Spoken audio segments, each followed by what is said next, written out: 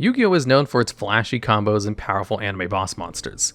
However, the best bosses in the card game usually aren't the big ticket names shouted in the anime, but instead are often the best cards of lesser known archetypes that are better utilized by more consistent decks. The extra deck boss monsters we'll be covering today are the best of the best, combining fantastic effects with generic summoning requirements, allowing them to comfortably slot into decks prepared for competitive play. And slashing into number 10 is Borrelsword Dragon. This is a Link 4 dragon with 3000 attack that cannot be destroyed by battle, and requires 3 or more effect monsters as its materials to summon. Borrelsword also has a once per turn unrespawnable quick effect that allows it to target an attack position monster in the field to change its defense position to give itself a second attack. This works well with its second effect, which can be activated upon attack declaration to give Borrelsword attack equal to half the attack of the target it's attacking, and then also halve the attack of that monster. Borrelsword Dragon and Crusadia Equamax were the first Link monsters printed with the express intent of providing enough damage to kill your opponent in a single turn, with Borrelsword being by far the more consistent of the two. Its battle prowess is unmatched even to this day, and is one of the only cards in the game that boasts the ability to beat over nearly anything due to the unique way its attack modifiers work. Notably, Borrelsword's attack modifying effect does not interact with defending monsters until after Borrelsword has already gained attack. Alongside Borrelsword's already premium attack set of 3000, this allows it to beat over not just every monster in the game, but every monster in the game that is unaffected by card effects, with a single edge case exception, of which it simply crashes with instead of beating over a 6 material the rival Cybers. Unreleased, Borrelsword would have still seen loads of play even if it only had one attack as a way to out these tower-like monsters. That being said, the primary reason Borrelsword doesn't see as much play today has less to do with Borrelsword being weaker than newer options, and more to do with its summoning requirements, and just how much using the battle phase to remove monsters has fallen out of favor. Requiring at least 3 effect monsters to make a Link 4 is considered a bit clunky in modern Yu-Gi-Oh! Though some decks that can meet this requirement still do use Borrelsword as their hard hitter of choice. More importantly though, most modern decks prefer to clear the field of threats before entering the battle phase, so that they can recover if their opponent has some way to interrupt their attempt at attacking for game. This point is twofold since Borrelsword doesn't inflict piercing battle damage, requiring you to clear the board regardless if your opponent summons at least 2 defense position monsters. That all being said, it's hard to rate Borrelsword any higher in this list, when the only thing it does is hit hard. Boss monsters as a general rule have high stats, leaving Borrelsword in contention for precious extra deck space with other monsters that provide immense board presence in addition to high stats. Despite this, Borrelsword absolutely earns its spot at number 10 as the champion of hit fast and hit hard. And rewinding into number 9 is the Time Thief Redoer. This is a rank 4 Xyz monster with 2400 attack and 2000 defense that requires any 2 level 4 monsters in order to summon and has 2 effects. First, during either player's standby phase, you can attach the top card of your opponent's deck to Redoer as a material. Second, as a quick effect with a hard once per turn, you can detach up to 3 materials of different types, monster, spell, and trap from Redoer to apply various effects depending on what you detach. If you detach a monster, you can banish Redoer until the end phase. If you detach a spell, you get to draw 1 card. And if you detach a trap, you can spin any 1 card your opponent controls to the top of their deck without targeting it. While Time Thief Redoer doesn't boast insane stats, it's unmatched in the sheer utility it provides. Its ability to dodge removal by detaching a monster makes it incredibly hard to get rid of once it hits the field, typically requiring you to catch it twice in order to truly beat it. However, being hard to out a beat stick that can occasionally net you a draw isn't enough on its own for modern decks to play it. Rather, Time Thief Redoer is likely to find a comfortable home in a deck for one of 2 strikingly different reasons. Decks like Trap Tricks and Phantom Knights use Redoer primarily because they're archetypal trap monster that can be special summoned the turn they're set. By making Redoer with these trap monsters, these decks can instantly arm its powerful trap detach effect to spin an opponent's card. On the other side of the spectrum, Tearlaments use Redoer to trigger the graveyard effects of Tearlaments Shyren and Tearlaments Rhinoheart, since it detaches material for effect as opposed to cost. Using Redoer this way in Tier also comes with the added benefit of preventing a Rhinoheart special summon by his own effect from being banished upon leaving the field. Similarly to how Spiral uses Sylvan Princess Sprite to both generate advantage and prevent Spiral Quick Fix from banishing itself. While these decks primarily include Redoer for the immediate benefits they can reap from it, it is by no means useless once it returns from being banished. Time Thief Redoer is fantastic in long grind games as both a slippery beat stick and a resource drain, proving that a high attack stat isn't the only thing that makes a good boss monster. And popping into number 8 is Zoodiac Drident. This is a rank 4 Xyz monster that can be summoned either by overlaying 4 level 4 monsters, or by using any 1 Zoodiac monster with a different name as materials once per turn. Drident gains the attack and defense of all the Zoodiac monsters attached to it, and once per turn as a quick effect, you can detach a material in order to target and destroy 1 face-up card on the field. While 4 level 4 monsters is absolutely as steep an investment as it sounds, Drident is never actually made using its default summoning condition. The main gimmick of the entire Zoodiac archetype is 1-card XC summoning, with all Zoodiac XC's monsters being able to be XC summoned by using any one Zoodiac monster you control with a different name as a material. This is why Zoodiac XC's monsters all have question mark attack and defense. They gain their stats and effects depending on what main deck Zoodiacs are underlaid beneath it. While Drident was initially difficult to access in non-Zoodiac decks, this all changed with the release of Zoodiac Chockanane. Chockanane effectively changed Drident's summoning condition from 4 level 4 monsters to 2 level 4 monsters, granting any deck that can make Chockanane easy access to Drident. The effect to pop any face-up card in the field is without a question the best quick effect Konami has ever given to a generic rank 4 monster, and one they're likely hesitant to ever give out again. The sheer amount of versatility this effect provides between outing floodgates, interrupting your opponent, and protecting your own cards for how low investment Drident is can't be understated. This is why Zoodiac Drident, alongside its partner in crime Zoodiac Broadbull, are both forbidden to this day in the OCG and TCG. Together, the two of them single-handedly prompted Zoodiac to Tier 0 status in both formats during the years of 2016 and 2017 respectively. But in Master Duel, Drident remains free as a dominant rank 4 players can take advantage of, particularly as one of the best ways to clear the field for a later card on this list. And swooping into number 7 is number F0 Utopic Draco Future. Utopic Draco Future, commonly referred to as UDF, is a rank 1 Xyz monster that can be XyZ summoned either with 3 Xyz monsters of the same rank, except number monsters, or by overlaying on top of a number F0 Utopic Future you control, transferring its materials to UDF. It has 3000 attack and 2000 defense, and once per turn, whenever your opponent activates a monster effect, you can detach one material from itself to negate the activation of that effect, and if the monster you negated is on the field, you gain permanent control of it. In addition to this, UDF also cannot be destroyed by battle or card effects. The ability to steal an opponent's monster is incredibly powerful, and one that has historically placed many cards in the Forbidden Limited list. Most cards with this effect require you to give the monster back to your opponent if it's still in the field during the end phase. But UDF takes this already strong effect into borderline broken territory by permanently giving you control of the stolen monster. Combined with its excellent battle and destruction protection, a defense position UDF is a formidable force to be reckoned with. While its summoning requirements sound complex and difficult, it's actually a bit easier than it sounds. By using 2 non-number Xyz monsters of the same rank to Xyz summon F0 Utopic Future, you can then simply use Utopic Draco Future's alternative summoning condition to overlay it on top of Utopic Future. While better than its own built-in requirement of 3, 2 Xyz monsters of the same rank is still quite an expensive requirement that typically relegates UDF to 2 kinds of decks. Decks that both are unafraid of a brick and have the extra deck room to play the immensely involved Ghost Trick engine, or decks that incidentally meet its summon requirement by the condition of their normal combo. Lyreless Tri-Brigade is a deck full of Beast, Beast Warrior, and Winged Beast monsters that focus primarily on Xyz and Link summoning, and often make multiple copies of rank 1 Xyz Lyreless Reciting Starling in order to repeatedly use its search effect. This allows Lyreless Tri-Brigade to easily recycle these engine pieces into UDF, which unlike the rest of their control-oriented end board, demands an immediate answer from their opponent. This resulted in Konami limiting Recital Starling for a short time, explicitly in order to prevent this deck from benefiting off of this incidental synergy. Lyreless Tri-Brigade immediately fell out of competitive contention after this limit was put into place, exemplifying just how immensely powerful UDF is as a boss monster. And counting in at number 6 is Borreload Savage Dragon. Savage Dragon is a level 8 Dark Synchro monster with 3000 attack, requiring 1 tuner and 1 or more non-tuners as its materials. If Borreload Savage Dragon is synchro summoned, it can equip 1 Link monster from your graveyard to it and gain half that monster's attack, and Borrel counters equal to its Link rating. Then, as a hard once per turn, you can remove Borrel counters from Borreload Savage Dragon in response to an opponent's activated card or effect to negate it. Borreload Savage Dragon is the poster child for the so-called infinite negate combo decks that aim to overwhelm their opponent through sheer quantity of negates. While Borreload first saw success in Orcus and Endymion combos upon release, its popularity has yet to truly drop off with modern decks, such as Dragon Link and Super Heavy Samurai still including it as a staple part of their end boards. By providing these decks with a reliable way to negate spell and trap cards, Borreload enables other monsters to do the heavy lifting by protecting your board from imported board breakers and staples.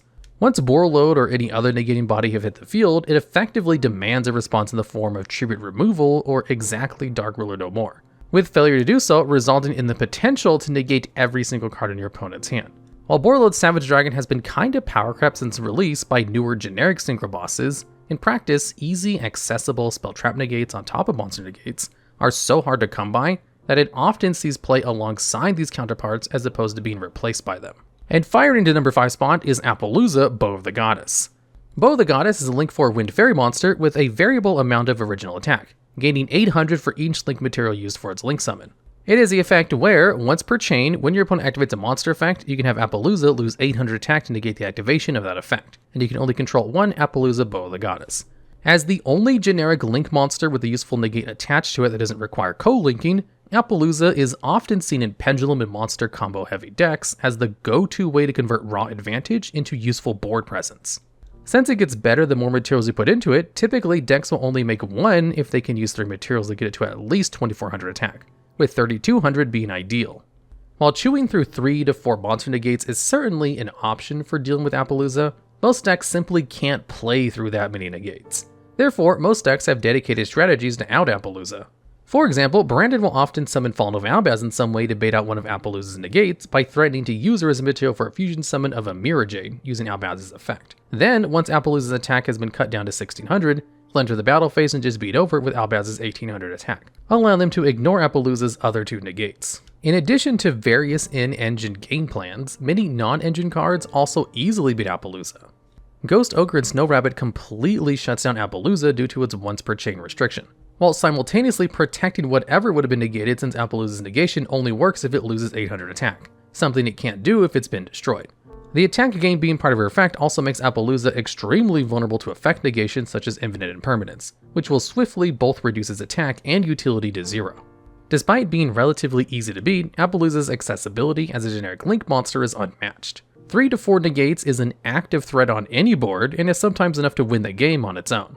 And fighting valiantly at number 4 is Mekk-Knight Crusadia Avramax. Avramax is a Link 4 Cybers monster with 3000 attack, requiring 2 or more special summon monsters from the extra deck in order to summon it. So long as it was Link summoned to the field, Avramax gains protection from your opponent's targeted effects and prevents your opponent from targeting any of your monsters with attacks, except Avramax. It also comes with the ability to gain attack equal to an opponent's special summon monsters during damage calculation only. And if a Link summon Avramax you control is sent to your graveyard by an opponent's card, you can shuffle any one card in the field into the deck.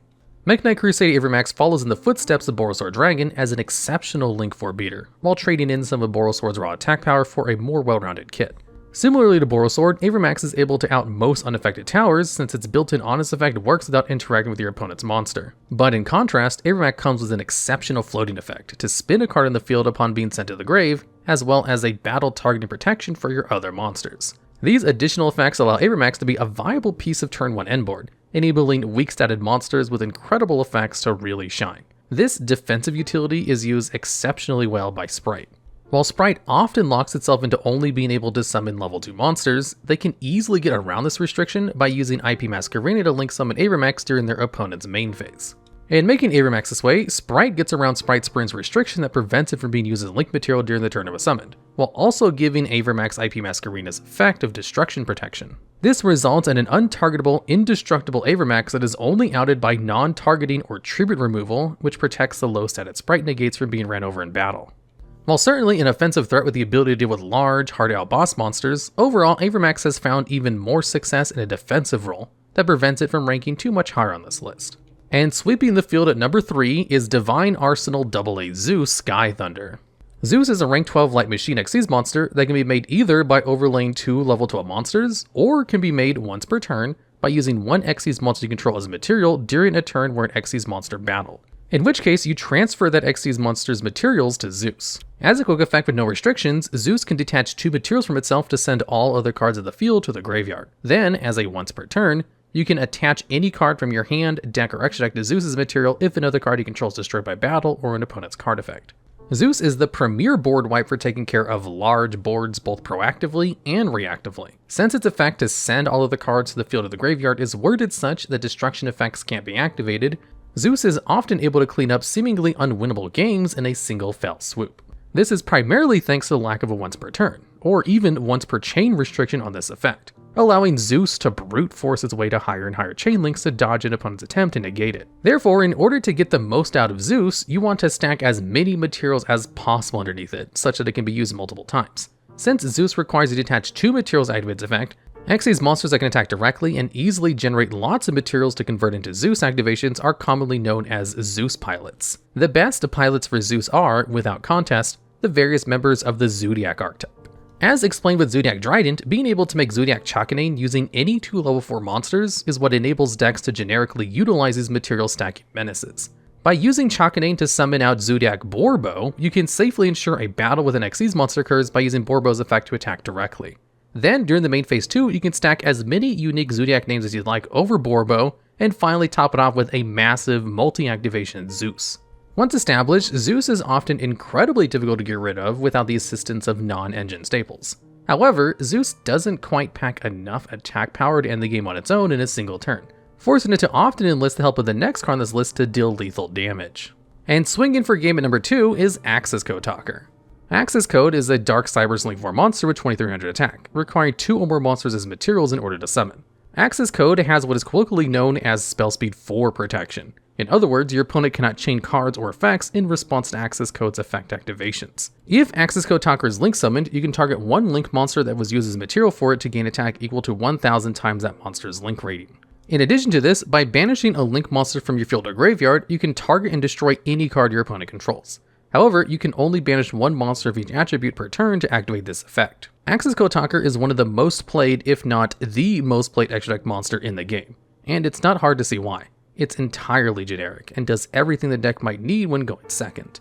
By summoning Accesscode Talker using a Link 3 and 1 other monster, its on-summon effect will result in Accesscode gaining 3000 attack, for a whopping 5400 total attack points, more than enough to beat over other boss monsters in the game. Despite this, there's usually no need for it to do so. Accesscode's second effect to non-target and destroy cards in the field is usually more than enough to clear your opponent's board of any lingering bodies that could stop it from attacking directly. While 5300 attack isn't enough to perform a 1-turn kill by itself, all Accesscode needs is either a 2700 attack point monster to provide follow-up, or the ability to attack twice. While most decks opt to give Accesscode a partner to OTK with, its native home of Cybers decks instead go for the latter by link climbing through Update Jammer and Transcode Talker to summon a 5300 attack Accesscode Talker with the ability to attack twice. Despite everything going for Accesscode as a seemingly unstoppable offensive force, it does actually suffer from a few fatal flaws, a few of which often confuse newer players. First, while it does have the ability to effectively chain block itself due to its status as a card your opponent cannot respond to, it doesn't have any real protection to speak of.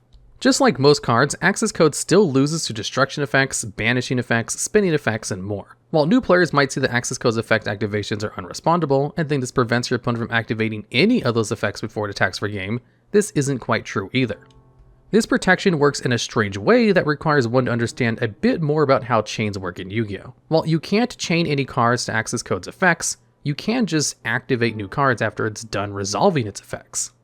As an example, if a player summons Accesscode Talker to the field, the turn player will get a first chance to activate any trigger effect that might occur. This allows the player who summoned Accesscode to activate its first effect, preventing your opponent from activating any other cards or effects that might trigger upon a monster being summoned. The same goes for when it activates its effect to destroy a card in the field. Any cards that trigger upon a card in the field activating its effects aren't allowed to activate at this time. However, on the resolution of Accesscode's summon effect to gain attack, a chainable window occurs that allows first the turn player and then second the opposing player an opportunity to start a new chain. This is when a card such as Infinite Impermanence can be used to negate the effects of Accesscode Talker, therefore resulting in the loss of any attack it may have gained.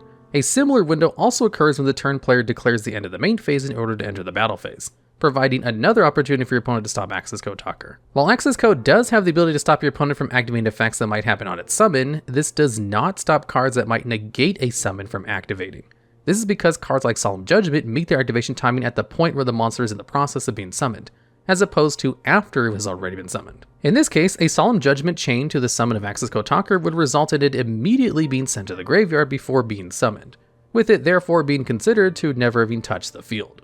Accesscode Talker is the crown jewel of the Cybers typing in the complete going second toolbox in a single card. It clears the field and then swings for game quickly, easily, and consistently.